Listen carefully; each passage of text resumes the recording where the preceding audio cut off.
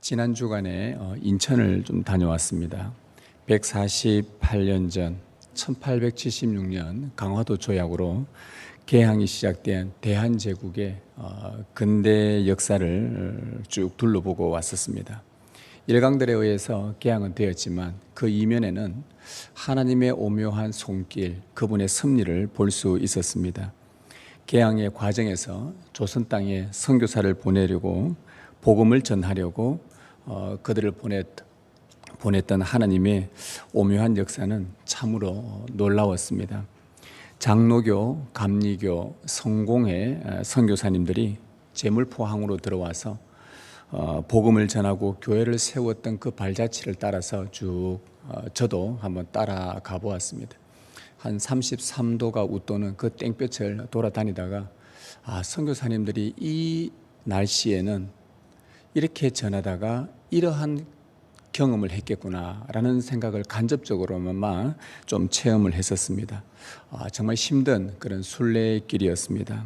선교사님들이 품었던 그 믿음과 복음의 열정의 흔적들을 보면서 문득 저 자신에게 이런 질문을 던졌습니다. 나는 지난 50년 동안 살아오면서 무엇하면서 살았는가라는 생각을 하게끔 하는 그러한 순례 길이었습니다. 복음을 위해서 나는 어떻게 살았는가? 하나님께서 내게 주신 이 순례의 길을 지금 잘 걸어가고 있는가? 그러다가 문득 순례자란 무엇인가? 라는 질문을 또 하게 되었습니다. 이런 질문을 던지면서 오늘 말씀을 찾게 되었습니다. 오늘 말씀 요한일서 2장 6절에 보면 그의 안에 산다고 하는 자는 그가 행하시는 대로 자기도 행할지니라.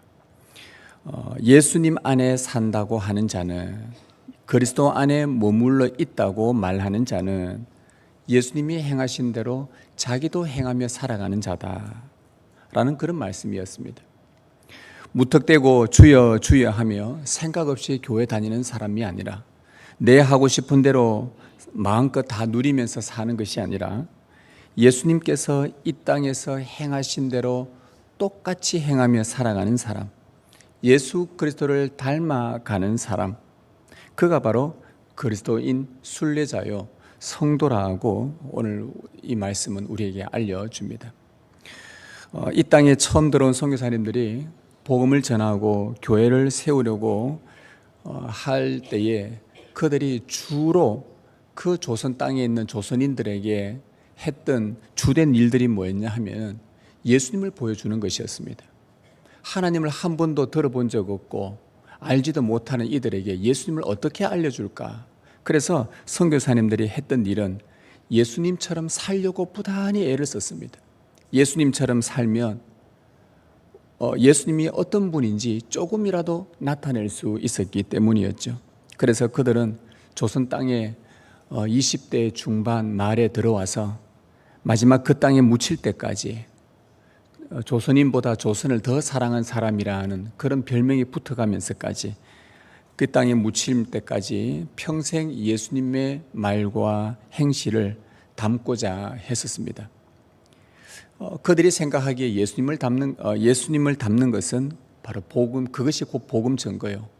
예수님을 담는 것이 곧 교회를 세우는 것이었고, 예수님을 담는 것이 하나님을 영화롭게 한다고 믿고 그렇게 살았습니다. 여러분, 하나님의 뜻이 뭘까? 이런 휴가를 이렇게 보내면서 하나님의 뜻이라는 게 뭘까? 우리를 향한 하나님의 뜻은 뭘까? 구원받은 우리가 회심한 이후에 그 다음에 우리가 해야 될 일들은 뭘까? 그것은 다름 아닌 평생 예수님을 닮아가는 일이라는 것입니다. 그분이 하셨던 말, 그분이 품었던 생각들, 그분의 마음들, 그분이 행하셨던 그 행동들을 따라 그대로 살아가는 것, 이것이 그리스도인이요 순례자요 성도라고 말할 수 있습니다. 이것은 저의 말이 아니라 성경이 그렇게 정언을 해줍니다. 성경은 믿는 자의 삶의 목적을 예수님을 닮는 것이라고 말하고요, 예수님과 함께 따라다녔던 사도들이 후에 편지를 쓰는데 그것이 다 신약 성경이 됩니다. 서신들, 또 복음서들, 역사서들, 그 27권의 사도들이 쓴 성경을 보면 사도들도 동일하게 성도는 평생 예수님을 닮는 것이라고 성경에서 증언을 했습니다. 제가 그 성경에 왜 이것이 예수님을 닮는 것이 성경의 증언인지 세 구절을 여러분들에게 소개합니다. 그 주보의 설교 노트에 그 설교 본문을 그 성경 본문을 참고하시면 되겠습니다. 로마서 8장 29절에 제일 먼저 제가 읽겠습니다. 하나님이 미리 아신 자들을 또한 그 아들의 형상을 본받게 하기 위하여 미리 정하셨으니. 여러분, 하나님께서 미리 아신 자들, 즉 당신이 택하신 자들을 그 아들의 형상을 본받도록 하기 위해 미리 정하셨다고 합니다. 이게 무슨 말이냐 하면 하나님이 영원부터 예정하신 것이 하나 있는데, 우리가 나기도 전에, 세상이 창조되기도 전에 예정하신 것이 하나 있는데, 그 예정이 무엇이냐? 하나님의 자녀들이 예수 그리스도를 닮도록 하는 것이었습니다. 이게 영원전 하나님께서 예정하신 그분의 뜻이었습니다. 만일 여러분이 진실로 하나님의 자녀라면, 예수 그리스도 안에서 새로운 피조물이 되었다면 우리는 그분을 닮아가게 되어 있습니다. 이 말씀에 의하면 하나님이 그렇게 예정하셨기 때문에, 예정하신 것은 반드시 하나님이 이루시지 않습니까? 그래서 이것이 예수 성경에서 말하는 예수님을 닮는다라는 이 교리의 근거 구절입니다. 두 번째 구절을 제가 말씀드리겠습니다. 요한 1서 3장 2절에 우리가 지금은 하나님의 자녀라 장래에 어떻게 될지는 아직 나타나지 아니하였으나 그가 나타나시면 우리가 그와 같을 줄을 아느니라. 여러분, 이 말씀이 뭐냐 하면은 지금은 우리가 장래에 우리가 후에 우리 주님 다시 오시면 뭔가 변화가 된다, 부활한다, 이거는 알고 있으나 구체적으로 어떻게 되는지 잘 모릅니다. 장래에 어떻게 될지는 아직은 나타나지 않았지만, 그러나 그가 나타나시면, 예수님이 재림하시면, 다시 오시면 우리는 주님과 같게 된다라고 말씀을 해줍니다. 예수님의 인격과 같아진다는 거예요. 그분의 의로움, 선하심, 거룩함, 인자함 같아집니다. 아들의 형상을 본받기로 예정하신 하나님은 세상 마지막 날에도 영원전에 약속하신, 예정하신 그 하나님의 뜻이 세상 마지막 날에도 동일하게 하나님의 뜻은 무엇이냐? 예수님을 닮아가는 것입니다. 시작도 하나님을 닮도록 예정하셨고, 마지막 주님이 오시면 우리는 주님과 같이 된다라는 것, 그날에는 그리스도와 같이 흠이 없는 인격의 옷을 입고 새로운 옷을 입고 영원히 그리스도와 함께 있게 된다라는 것, 그리스도와 같아진다는 것, 이것이 그분의 닮음이라는 이 교리의 근거 구절입니다. 하나 더 보겠습니다. 고린도후서 3장 18절에 읽겠습니다. 우리가 다 수건을 벗은 얼굴로 거울을 보는 것 같이 주의 영광을 보매 그와 같은 형상으로 변화하여 영광에서 영광에 이르니 곧 주의 영으로 말미암음이니라. 성도는 구약 시대 때는 거울을 보는 것 같이 희미했습니다. 예수 그리스도가 정확하게 드러나지 않았지요. 그런데 신약에 예수님이 나타나시자 수건을 벗어버린 것처럼 너무나 선명하게 예수님을 봅니다. 예수님을 본 사람들은 그의 영광을 보게 되고, 그의 영광을 본 사람은 영광에서 영광으로 이르는 변화하는 역사가 성령께서 행하신다라고 오늘 말씀을 합니다.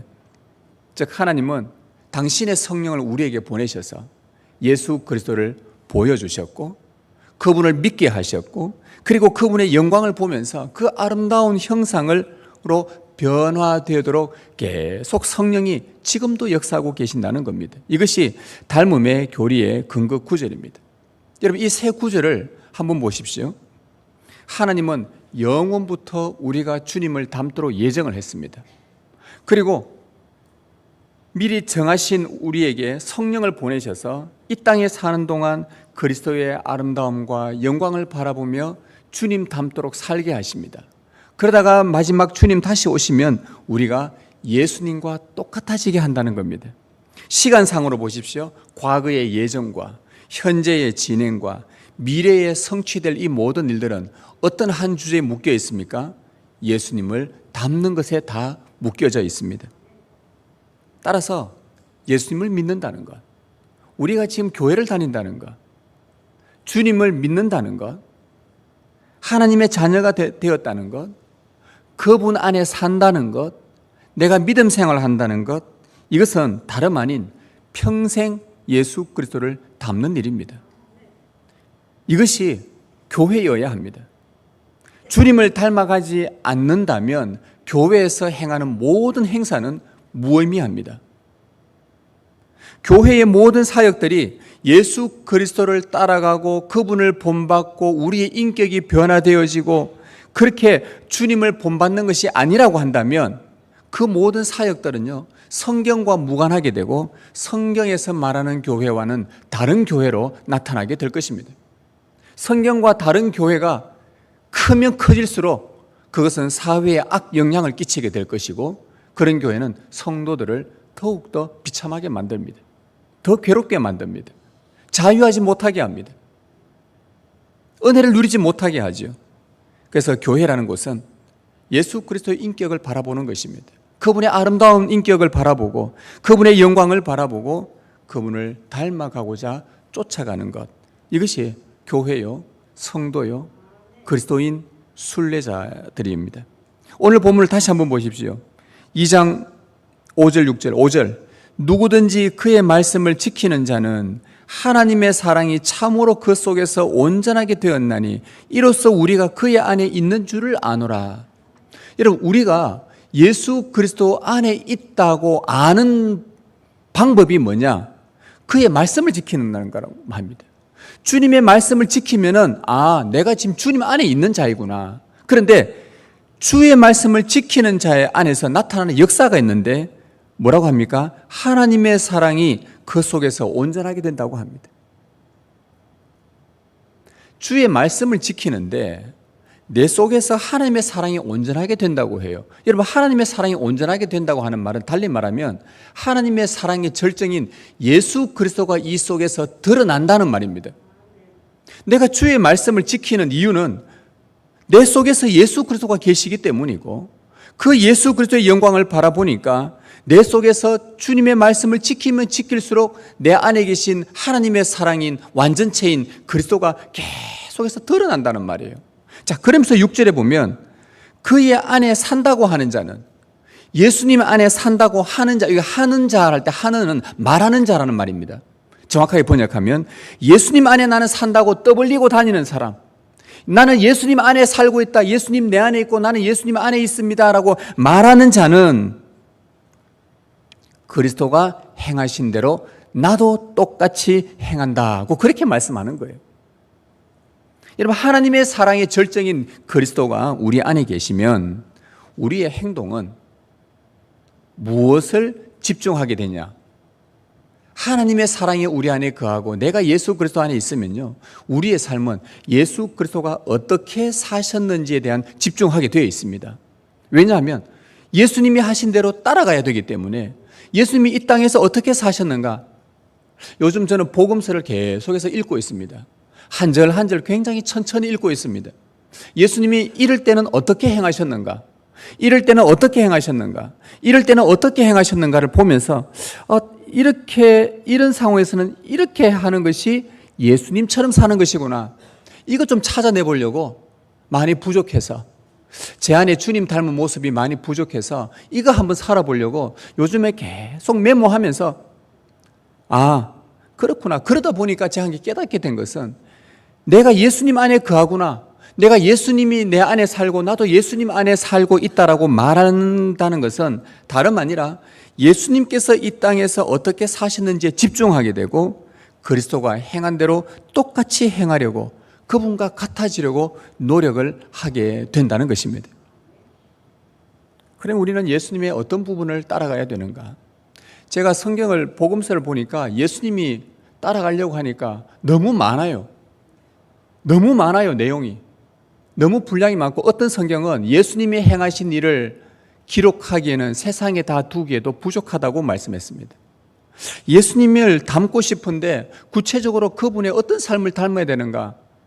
너무 많아요. 그래서 그 말씀들을 제가 여러 가지들을 막 적어서 메모해 한 다음에 이것들을 같은 비슷한 부류들끼리 모아봤습니다. 모아보고 해서 최대한 축소를 시켜서 요약해 보니까 한 예수님의 삶이 4가지로 요약될 수 있다는 것을 발견하게 되었습니다.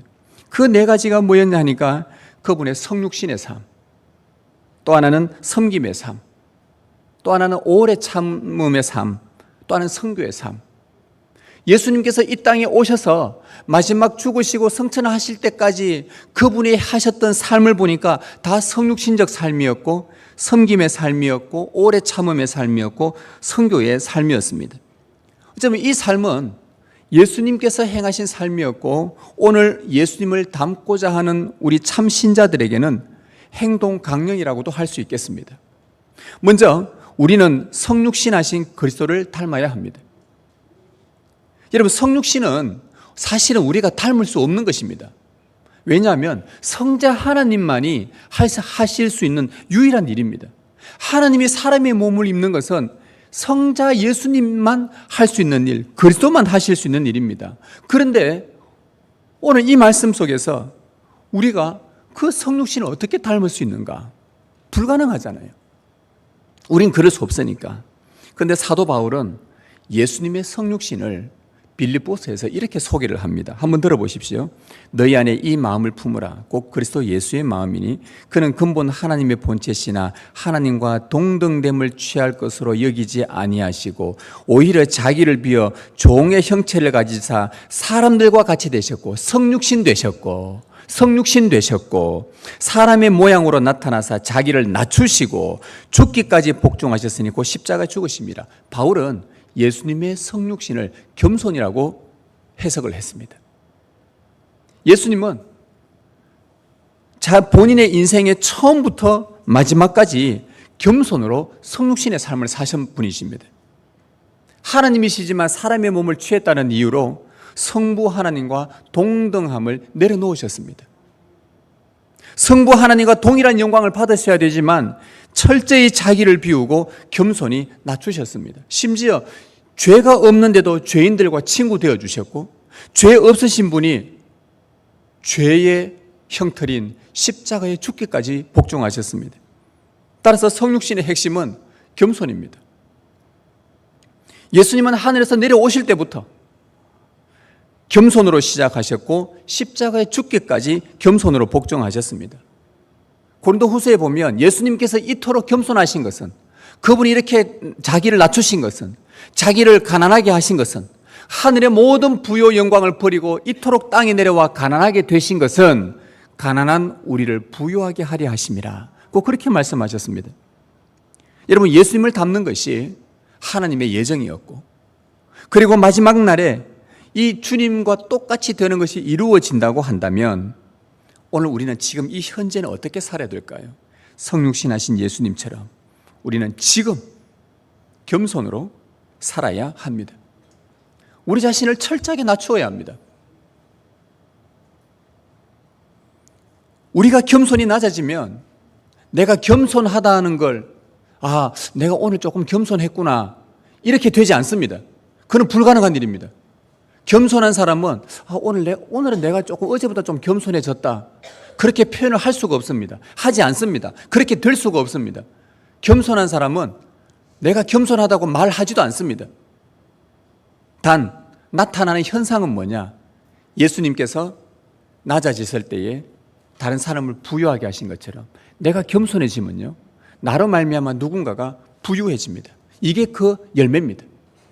여러분의 삶 주위에 여러분들로 말미암아 주위에 어떤 사람들이 영혼이 부유해지고 삶이 부유해지고 은혜가 있고 여러분들로 말미암아, 그러면 여러분들은 겸손하다는 뜻입니다.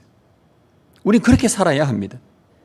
만약 우리가 높아지려고 하면 다른 이들을 더욱더 빈곤하게 만들 것입니다. 여러분, 무엇을 선택하시겠습니까? 평생 예수님을 닮고자 하십니까? 그렇다면 겸손히 낮아져서 다른 이들을 풍성하게 하는 일에 힘쓸 수 있기를 바랍니다. 예수님의 삶 가운데 두 번째는요, 우리 섬김의 삶을 사신 그리스도를 닮아가야 한다는 것입니다. 예수님은 시작부터 이 땅에 오셔서 마지막까지 평생을 섬기시다가 일생을 보내셨습니다. 제자들과 마지막 식사하실 때에 도중에 겉옷을 벗으시고 수건을 허리에 두르고 대야에 물을 떠서 제자들의 발을 씻기셨어요.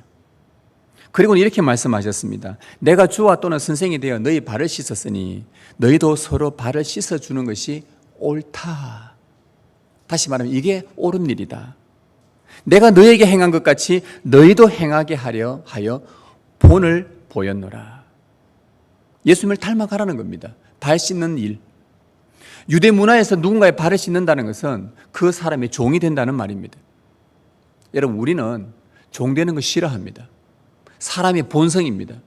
원래 종인 사람은 종인가 보다라고 그런 신분 사회가 있었을 때는 그렇게 생각했지만 종이 아니었던 사람이 종이 되는 것은 굴욕적이고 견디지 못합니다. 너무너무 힘들어합니다. 우리가 편안하게 지금 살다가 조금만 더 불편한 환경에 가면 너무너무 살기 힘들어합니다. 물론 적응하겠지만 세월이 지나면 그만큼 누군가의 종이 되어서 누군가의 발을 씻기는 것, 종의 문화, 하찮은 일 하는 거 쉽지 않습니다. 그런데 하찮은 일도 마다하지 않고 그들의 발을 씻기신 예수님의 행위는요, 어디서 나온 것이냐 그러면 그 사랑에서 나온 겁니다. 여러분, 아내가 남편을 섬기는 것은 사랑에서 나오는 행위입니다. 위의 사람이 아래 사람을 섬기는 것은 자기가 아래로 내려가서 섬기는 것은 어렵습니다. 그런데 이게 자발적으로 되기 위한 방법은 그를 사랑하면 가능합니다. 남편이 아내 보고 내가 아내보다 남편이 위에지라고 생각하는 사람은요, 아내를 섬길 수가 없습니다. 그런데도 예수님의 명령을 따라 남편들아 아내를 사랑해라 할 때에 낮아져서 아내를 사랑한다는 것은, 아니, 아내를 섬긴다는 것은 뭐가 있어야만 가능한가? 사랑해야만 가능한 것입니다. 사랑하지 않으면 부모들은 자식들을 섬기지 않습니다. 사랑하기 때문에 나보다 못한 자녀들이지만 그들을 위해서 뒷바라지하고 섬기는 거예요. 사랑하기 때문입니다. 예수님의 삶은 사랑으로 섬기셨습니다. 바울은 에베소서에서 말합니다. 예수님께서 너희를 사랑하신 것 같이 너희도 사랑 가운데서 행하라. 너희도 어떤 일을 할 때에 사랑으로 행하라. 사랑으로 섬기라고 하셨습니다. 그는 우리를 위하여 자신을 버리사 향기로운 제물과 희생 제물이 되셨느니라. 예수님은 우리를 사랑으로 섬기시기 위해 희생 제물이 되셨습니다.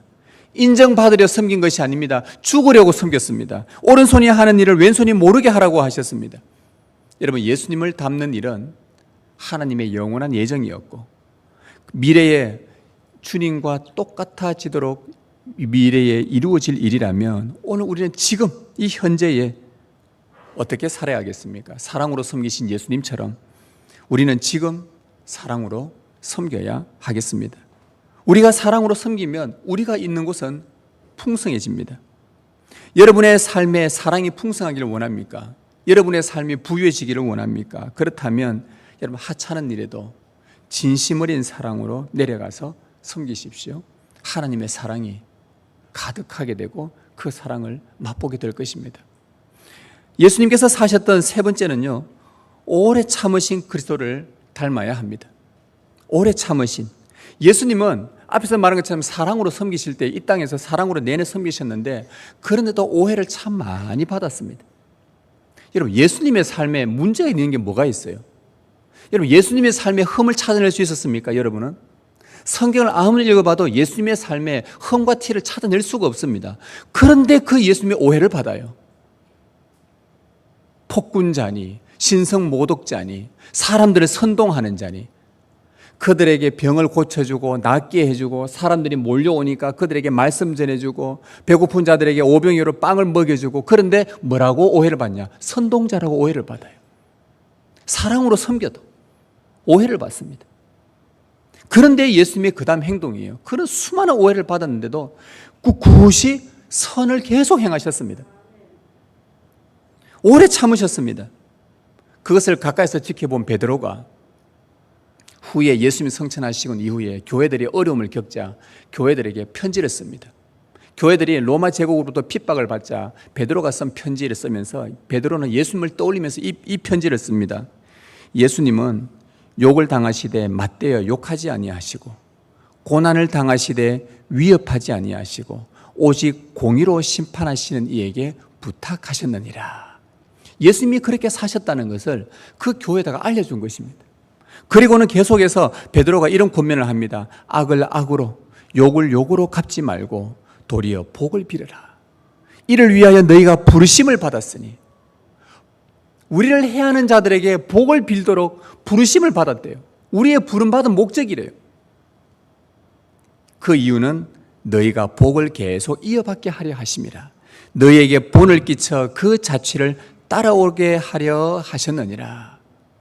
예수님은 부당하게 고난받으셨을 때 자기를 해한 자들에게 오히려 선을 행하셨고 복을 빌어 주었습니다. 이것이 승리자입니다.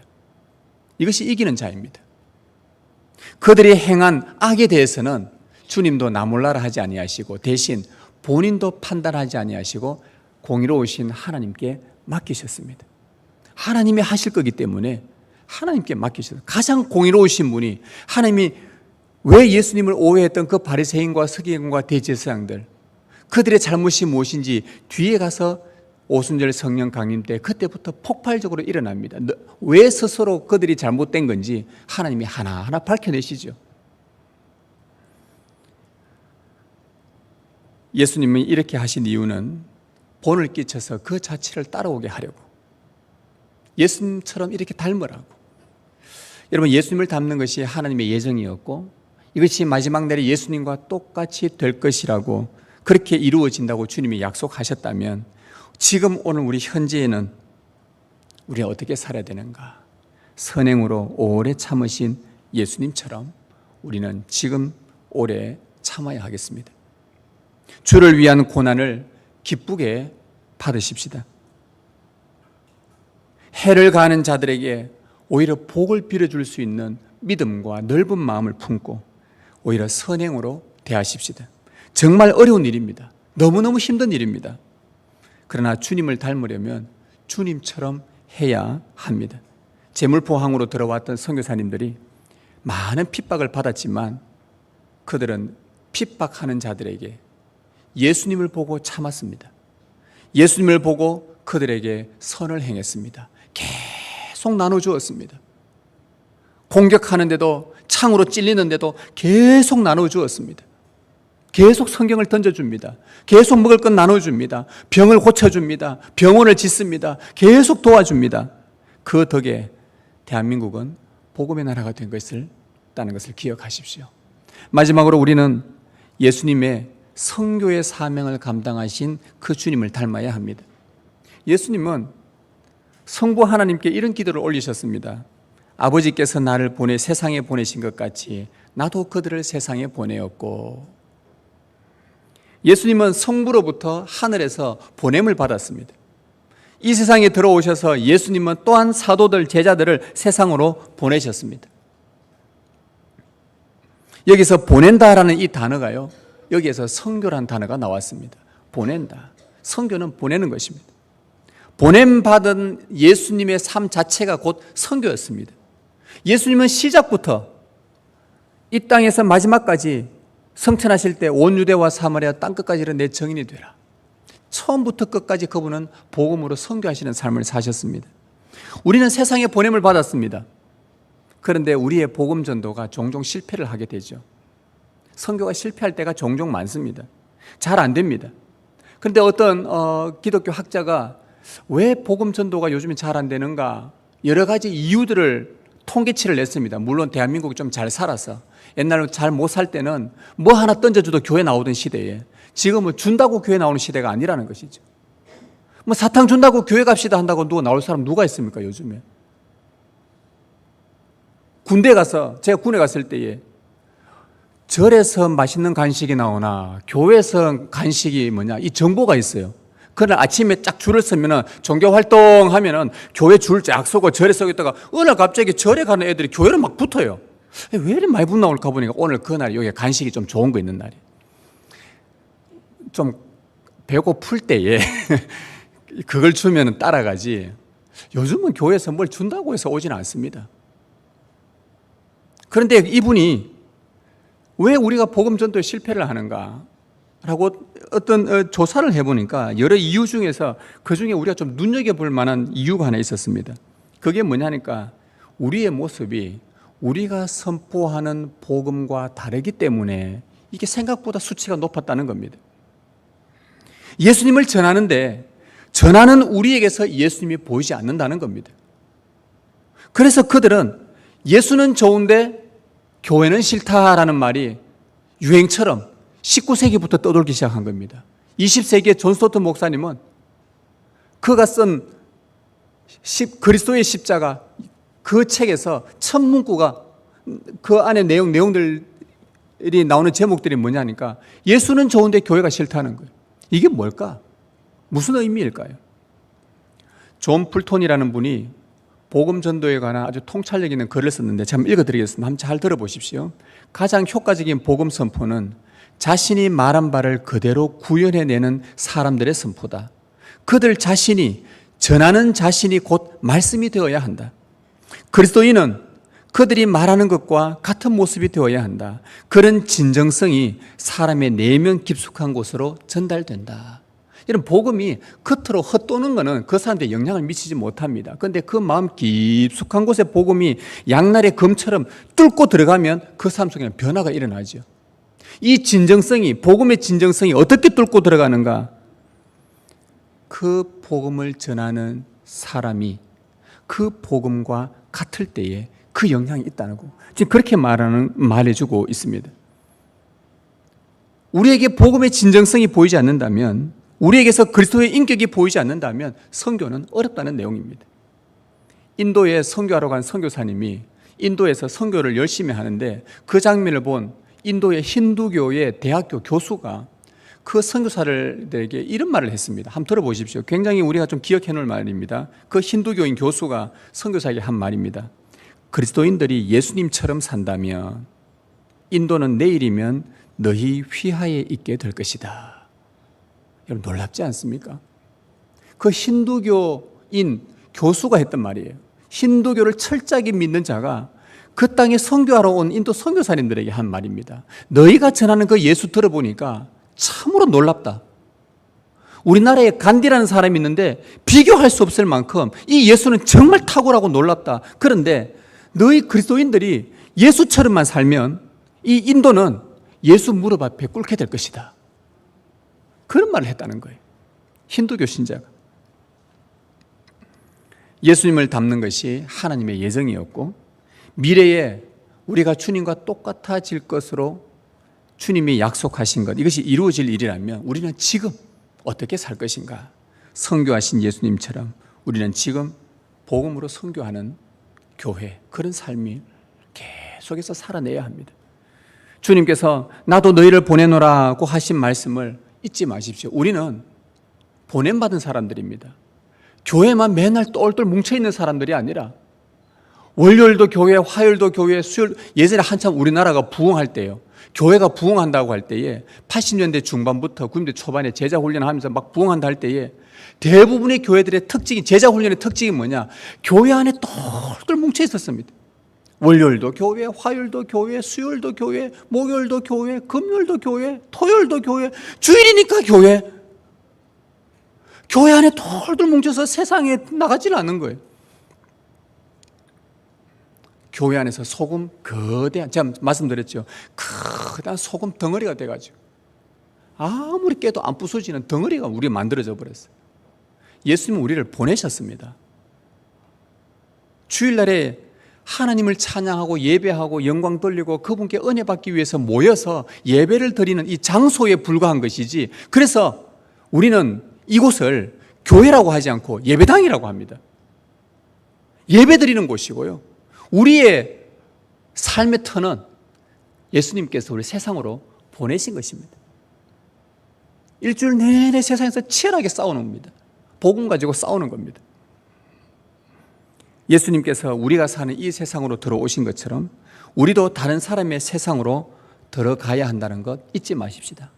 다른 세상에는 온 사람들이 의심의 투성이, 두려움의 투성이, 불안에 빠진 자들로 가득 차 있는 세상입니다. 조금만 뭔가 경제가 안 좋아지면 불안합니다. 뭔가 안 좋아지면 막 두려워합니다. 뭔가가 안 좋아지면 의심하기 시작합니다. 그런 세상 속에 우리는 보냄을 받았고 그곳에 들어가서 복음이 뭔지, 예수 그리스도의 두려움 없는 담대한 믿음도 알려주고, 평안도 알려주고, 확신도 알려주고, 그래서 그 복음을 나눠줘야 하겠습니다.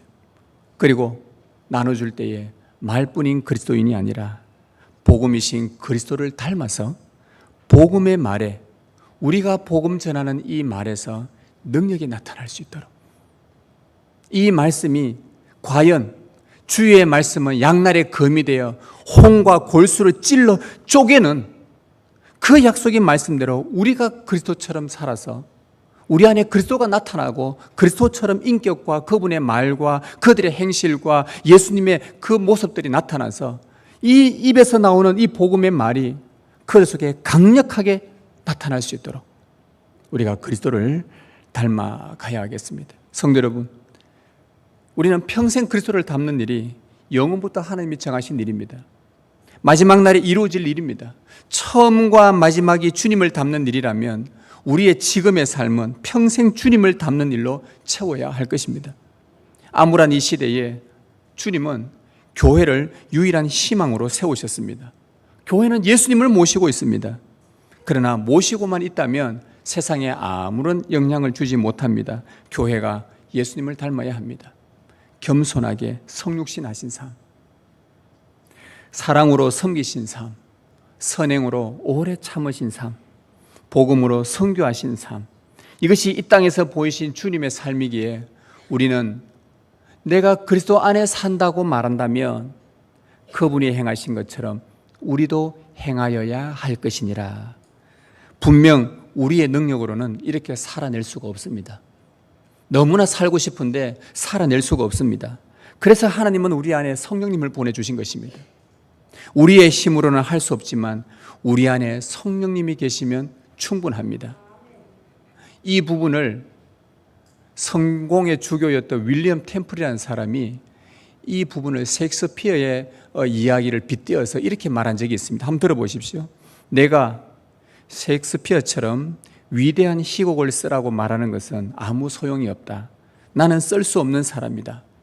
그러나 셰익스피어의 재능이 내 속에 들어온다면 나도 그처럼 희곡을 쓸 수 있다.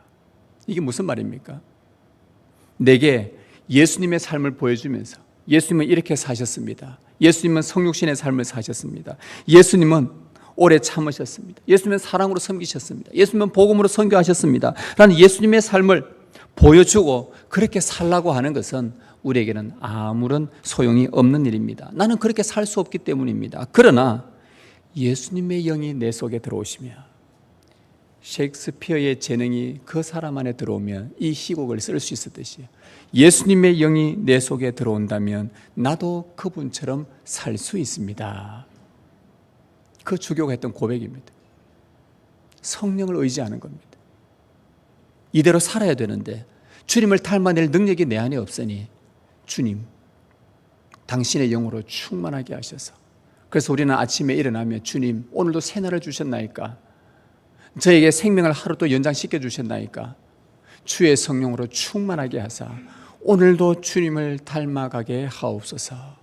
오늘도 주님을 닮게 하옵소서. 내 말이 주님을 닮고 내 보는 눈이 주님을 닮고 내가 품는 마음들이 주님을 닮고 내가 생각하고 행동하는 것이 주님을 닮게 하옵소서. 이것이 내 평생의 일입니다. 라고 그렇게 고백하며 하루를 시작하시길 바랍니다. 하나님께서 보내신 성령의 역사로 우리 모두 평생 예수 그리스도를 닮아가다가 후에 주님 다시 오실 때에 우리 주님처럼 되는 그런 신비하고 놀라운 복을 누리시길 주님의 이름으로 축복합니다.